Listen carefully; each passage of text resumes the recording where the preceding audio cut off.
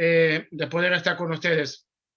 Buenísimo. Les cuento, digamos, que esto ha trascendido, como ustedes ya saben, hay otras instituciones que han pedido que ustedes participen. Lo que ustedes presentaron en la última, hace 2 semanas atrás, recibimos comentarios de todo tipo, y uno de los comentarios más interesantes que quizás, digamos, después ustedes nos pueden ilustrar, es el comentario de sentir que las cosas que hacemos en nuestro judaísmo son eternas.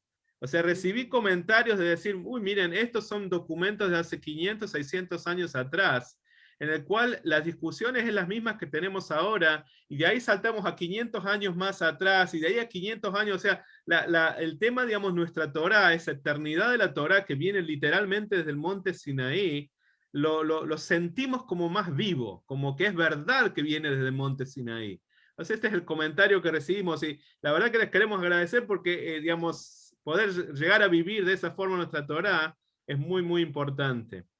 Así que, ¿qué tienen para contarnos hoy? Bueno, Pues, vamos a, la segunda parte son varios documentos. Digamos, nos habíamos centrado hace 2 semanas atrás en la vida del Rambam, y ahora nos vamos a centrar en una serie de documentos que son muy interesantes. y necesito que nos deje share. Ya está, ya todo suyo. Okay.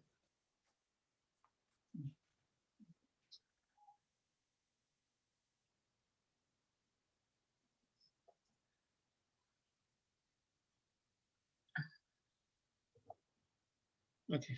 Bueno, vamos a hacer una pequeña recapitulación, porque no sé si todas las personas estuvieron hace 2 semanas atrás. La Universidad de Cambridge, en la biblioteca de Cambridge, hay un repositorio de más de 200.000 documentos que fueron encontrados en la sinagoga Ben Ezra, que está en el Cairo.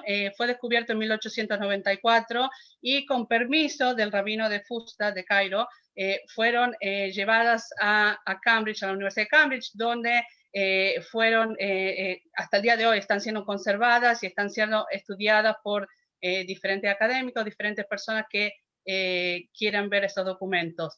Por un lado, estos documentos no tienen una exhibición fija, digamos, hay que, digamos, tener algún tipo de appointment, contacto, más que todo por un tema de conservación. Entonces nosotros tuvimos la suerte de ver algunos de esos documentos, que es lo que estamos intentando compartir con ustedes ahora mismo. El primer documento que vamos a ver, si bien este documento no está en Cambridge, este está en el British Library. El British Library es la segunda biblioteca más grande que existe del mundo, y tiene documentos, tiene una sección de documentos de importancia judaica, de manuscritos que son sumamente interesantes. Está ahí también, por ejemplo, la Declaración Balfour original, hay varios Agadot medievales de España, y está este documento, que es un documento bastante curioso. Por un lado vemos que el documento que está a la izquierda, que está escrito en hebreo, está encuadernado patas para arriba, porque evidentemente los encuadernadores, que es de la época del rey Enrique VIII, no sabían hebreo, no entendían hebreo, por eso lo pusieron al revés. Todos sabemos la historia, que Enrique VIII estaba casado con Catalina de Aragón y quería separarse de ella para casarse con Ana Bolena. El Papa obviamente no le estaba ayudando con el tema de la anulación del matrimonio. Entonces Enrique VIII, sabiendo que los judíos contemplamos el divorcio, decide mandarle una carta por intermedio de sus diplomatas al rabino de Módena. Ahora, ¿por qué le mandó al rabino de Módena y no a alguien dentro de Inglaterra? Porque en esa época no habían judíos en Inglaterra, habían sido expulsados en 1290 y solo volvieron con Oliver Cromwell. Y también hay que recordar que Catalina de Aragón, la esposa de Enrique VIII, era hija de Isabel la Católica y Fernando de Aragón.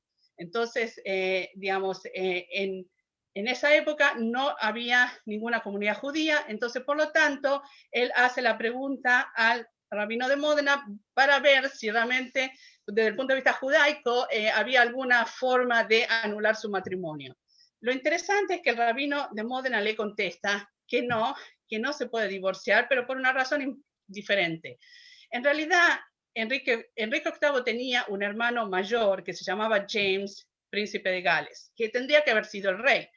Pero cuando se casó con Catalina de Aragón, a los pocos meses fallece. Entonces Enrique VIII se casa con la viuda de su hermano. Ahora, desde el punto de vista del judaísmo, hay una ley de la Torá que dice que si un hombre se fallece sin descendencia, el hermano debe casarse con la viuda o, de lo contrario, hacer una ceremonia que se llama ceremonia de Halitzá.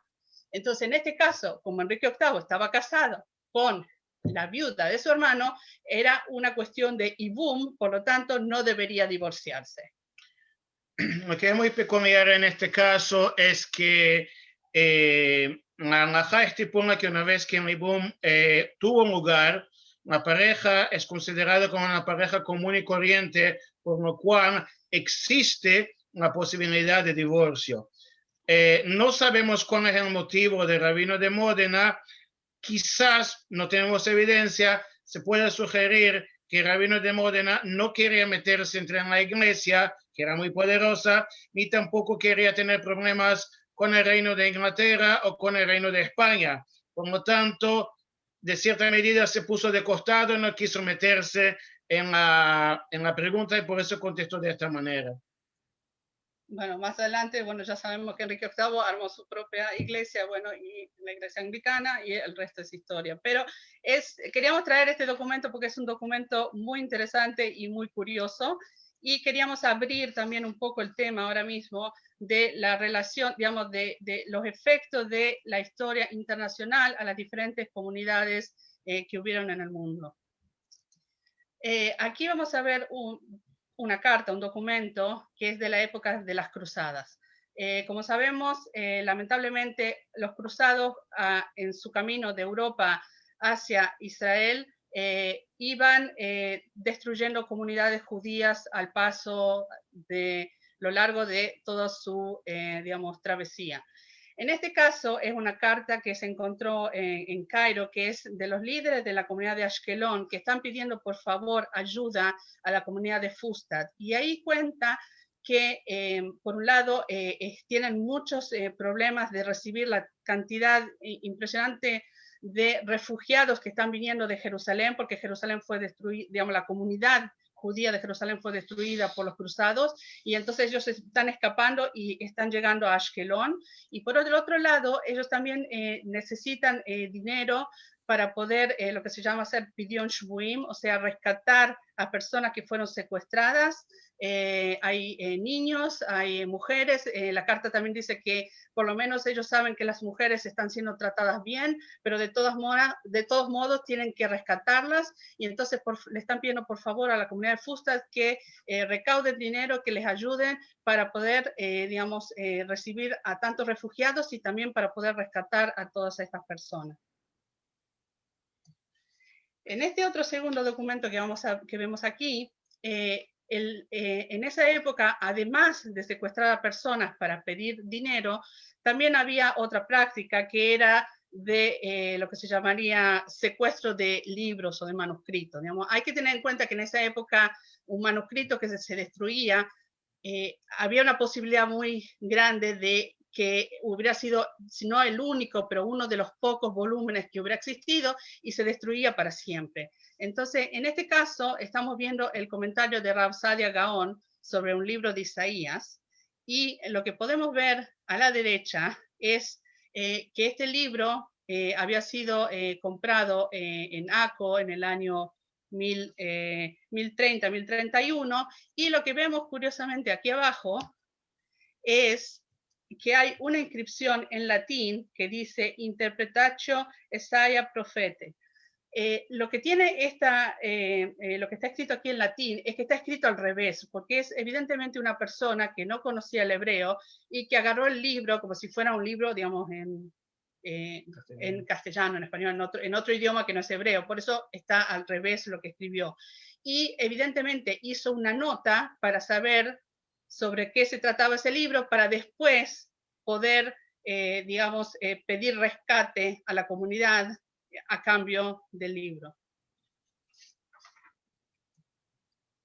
Hay muchos documentos sobre las cruzadas en la Genizá de Cairo, y encontramos también la historia de Obadia, que es una historia muy interesante.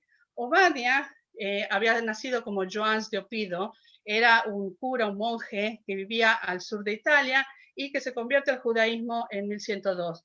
En esta autobiografía él cuenta que él tiene un sueño revelador. Lamentablemente no sabemos sobre qué era el sueño porque se perdió, digamos, son las partes que no están completas, pero sabemos que más adelante él ve las cruzadas, ve lo que se le hace al pueblo judío, él no está de acuerdo con eso, y entonces él decide, al final de cuentas, convertirse al judaísmo. Como vivía en Italia, al convertirse al judaísmo, tiene la pena capital, entonces tiene que huir y se va a Babilonia.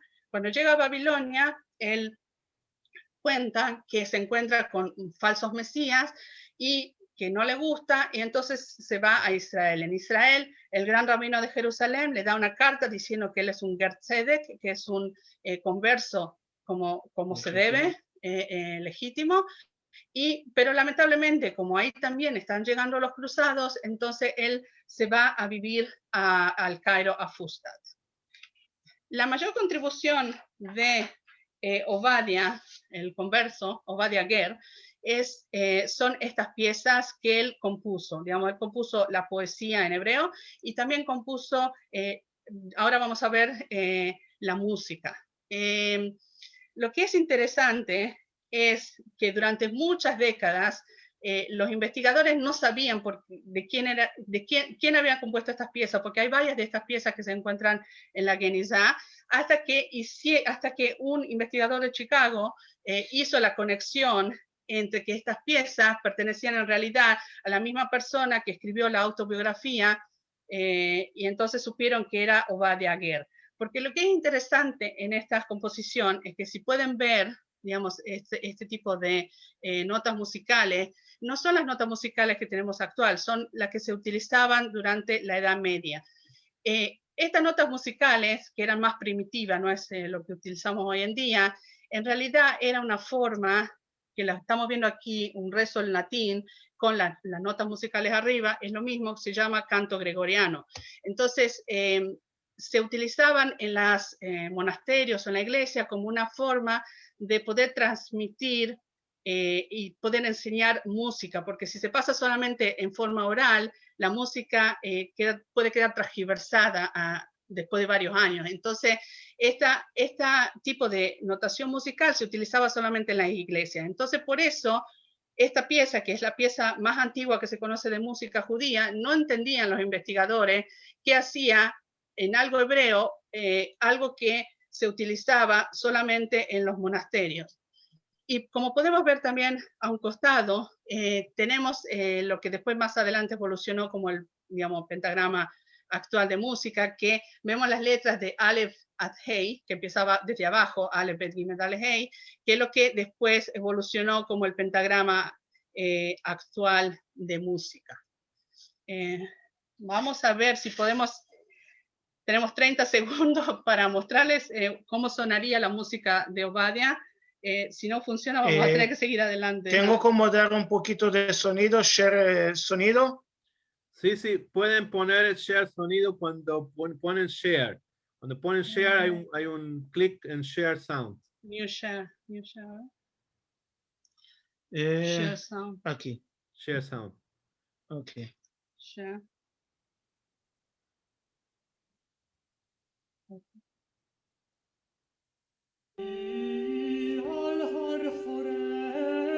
¿Están escuchando? Sí.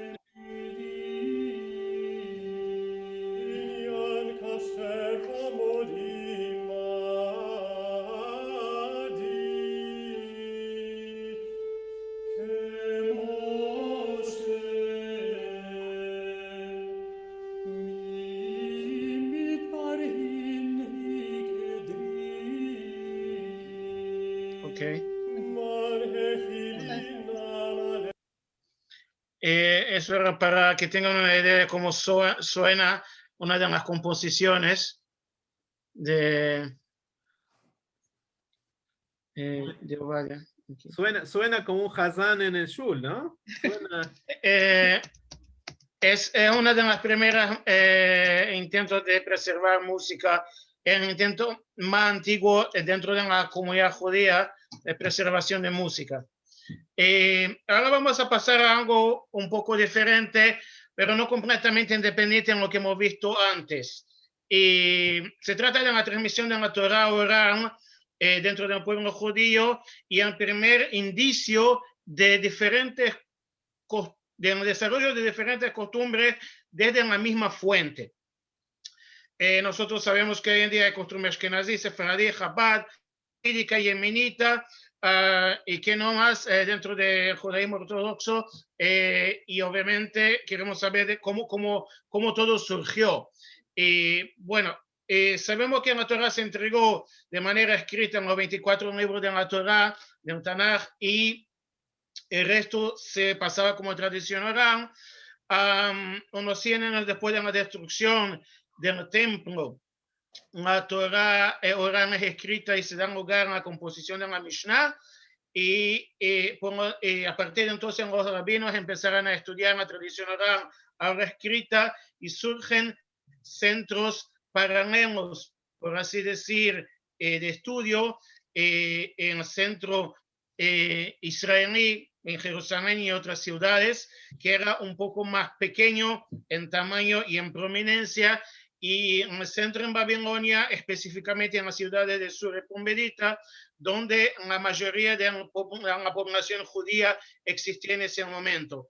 Los rabinos por siglos estudiaron la Mishnah y se dio composición de manera paralela del Talmud, primeramente el Talmud de Jerusalén, segundo en el Talmud de Babilonia, que es el que más estudio hoy en día y en el cual basamos nuestra práctica religiosa, pero eso fue algo que ocurrió más adelante. En la época que se compuso existían dos costumbres paralelas, una en Jerusalén y otra en Babilonia. Lo que vemos aquí es en la hoja, en la izquierda, es la hoja de un sidur, de la Amidá, el rezo silencioso que hacemos 3 veces al día. Y en una de las bendiciones pedimos a Hashem que nos proteja de malhechores que a veces desafortunadamente suelen surgir dentro de la comunidad. Y lo que es interesante en el rito israelí es que vemos en la palabra en rojo abajo a la derecha, meshumadim, que es una palabra en término que en Alajá se pone para lo que son herejes, o sea, personas que abandonaron la fe judía y se convirtieron, y a la derecha, a la izquierda, perdón, específicamente dentro del cuadrito amarillo que está un poco borroso, pero se puede leer la palabra notzrim, que significa cristianos. ¿Por qué? Porque en la práctica dentro de la situación que se vivía en Israel era que en la época se tenía mucho problema con los cristianos, bien sean los cristianos que vivían en Israel por parte del Imperio Romano, bien sean los cruzados que venían a conquistar lo que ellos llamaban la Tierra Santa, y eso daba lugar a muchos problemas para la comunidad local, como hemos visto antes que dijo en la Rabanit. A la derecha vemos un sidur como conocemos hoy en día, específicamente el sidur de Chabad, que se basa en la práctica babilonia, y vemos que empieza en la misma bendición con una palabra completamente diferente, que se dice Venamanshnim, a los delatores. Es decir, que pedimos a Hashem que nos proteja de gente que nos quiera Hasu Shalom hacer el mal, pero en el texto actual que conocemos hoy en día no hay ninguna mención a un grupo particular.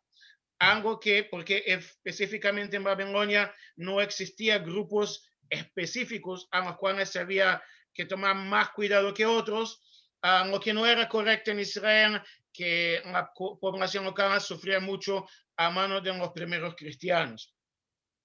Existe un ejemplo interesante que nos cita Maimónides, también en lo que hablamos en el panfleto, cómo se festejaba Simchat Torah en la época antigua. Maimónides explica que nosotros leemos la Torá durante un año, se empieza a leer la Parashá de Bereshit en Shabbat siguiente a Simchat Torah y se termina la Torá en la festividad de Sukkot, en la última fiesta, es decir, en el día de Simchat Torah se lee la última Parashá Vezut HaBraja y otra vez se empieza la Torá, se renueva el ciclo de lectura y se termina de leer toda la Torá durante un año, todos los años. Maimónides cita al final que hay una costumbre diferente que se lee la Torá no en un año, sino que en 3. Es decir, en vez de leer una parashá todos los días, todas las semanas, se leía un tercio de esta parashá todos los días y por ende, en vez de terminar toda la semana, y por ende, en vez de terminar la Torá en un año, se terminaba en 3. Maimónides dice, no es una costumbre tan sencilla. Lo que es interesante, esta costumbre es oriunda de Israel, de las yeshivot en Israel, y nosotros sabemos que en la época de Maimónides habían 2 sinagogas específicas en Cairo, la sinagoga que seguía el rito babilónico, en la cual Maimónides rezaba, y también existía una sinagoga que seguía el rito israelí, en la cual se leía la Torá no una vez, no se terminaba en un año, sino que se terminaba en 3 años, y sobre eso Maimónides dice que es una costumbre que no es sencilla, no es fácil de llevar a cabo. Lo que vemos aquí en ese documento son 2 poesías para una parasha que leímos no el Shabbat anterior, sino que el Shabbat antes. Leemos la parasha de Tazria.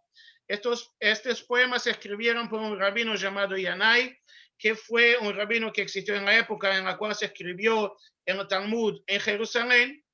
Él vivía ahí, se pensó que sus obras se habían perdido, pero se recuperaron cuando se descubrió la Genizá en Cairo. Y en lo que él escribe aquí son 2 poemas. El que está en rojo es para la primera mitad de la parasha de Tazria, se lee en una semana, y en lo que está en amarillo se lee en la semana siguiente, un Shabbat completamente diferente, en la segunda mitad de la misma parasha, porque en la época no todas las personas sabían bien hebreo y no todas las personas entendían lo que estaban leyendo, entonces en el medio de rezo se paraba y se leía un poema como una especie de canción, y es como un primer intento de traducción para que la gente entendiera lo que estaban leyendo, pero como dije, nosotros leemos la parasha entera en un Shabbat, en ese caso se divide en 2, lo que complica un poco las cosas, pero obviamente es una costumbre que existió, por ende la gente que seguía el rito israelí no festejaba Simchat Torah de la misma manera que festejamos nosotros, porque ellos no terminaban de leer la Torah en un año, la terminaban en 3. Entonces habían años en los cuales en el día de Simchat Torah para nosotros un día festivo, para ellos es un día de fiesta, pero no había así algo muy especial.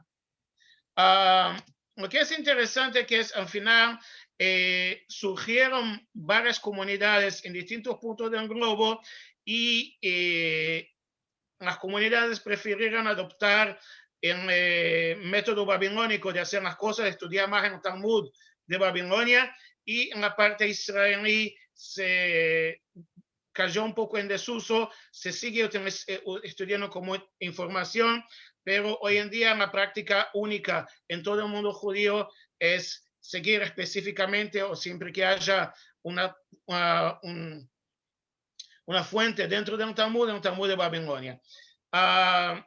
Lo que pasó fue que con pasar de los años después de escribir el Talmud, se empezó a descentralizar en las comunidades judías, porque empezaron a existir comunidades en varios puntos del globo.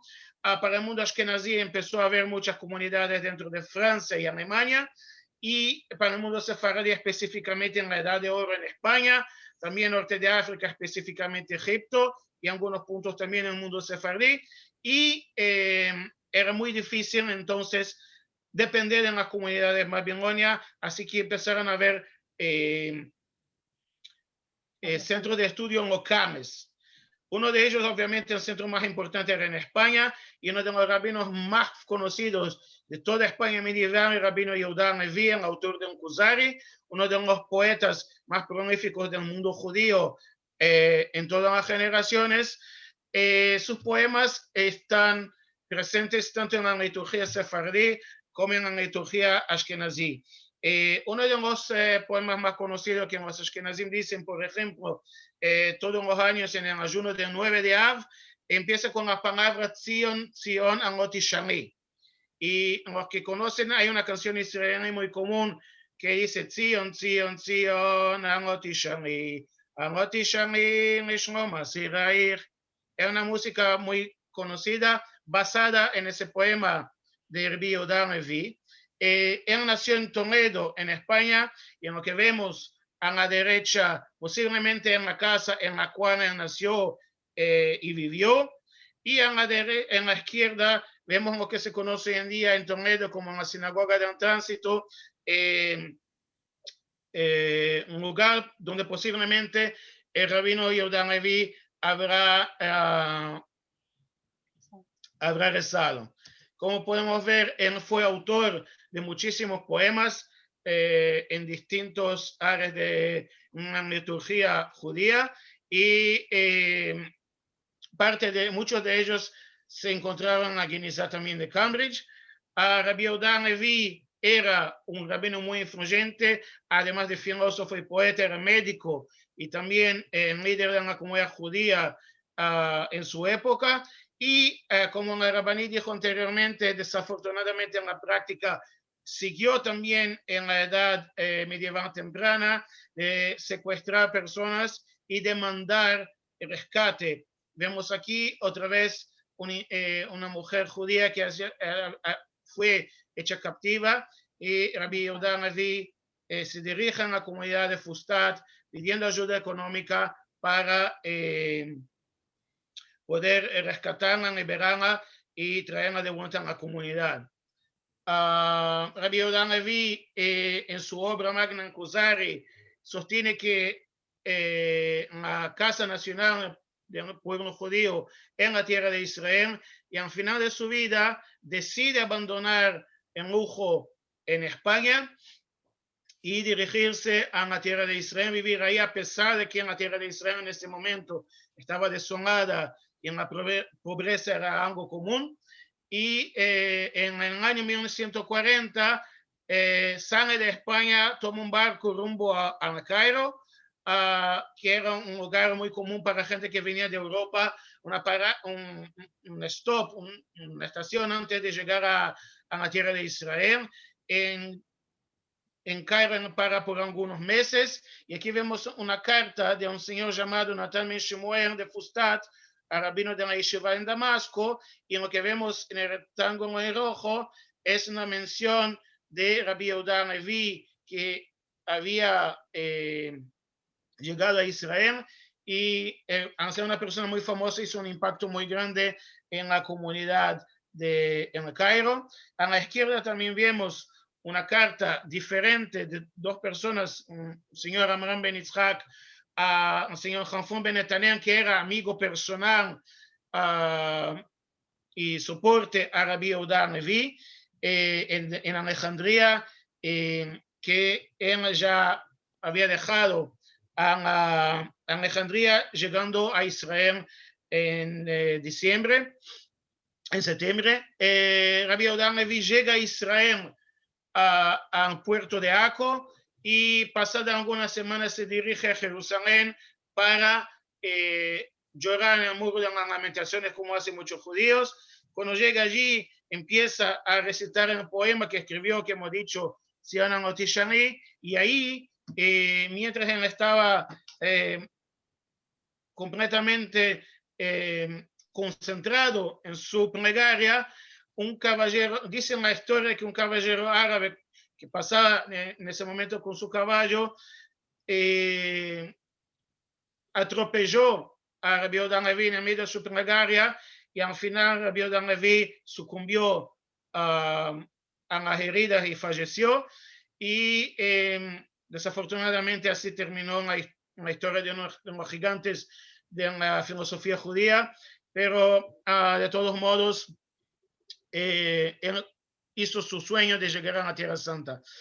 Nosotros vamos a parar por aquí, pero como pueden ver, hay muchísimo más que contar, pero obviamente no da mucho tiempo, pero lo que hemos dicho es una gota en el océano de todo lo que la Universidad de Cambridge nos permite entender y aprender sobre la comunidad judía de la época medieval, y como bien he dicho Bernan, y agradecemos en los comentarios, realmente muchas de las cosas que hacemos hoy en día ya estaban contempladas en la época, y de verdad de corazón esperamos que les haya gustado, y es un honor a nosotros poder compartir eso con ustedes.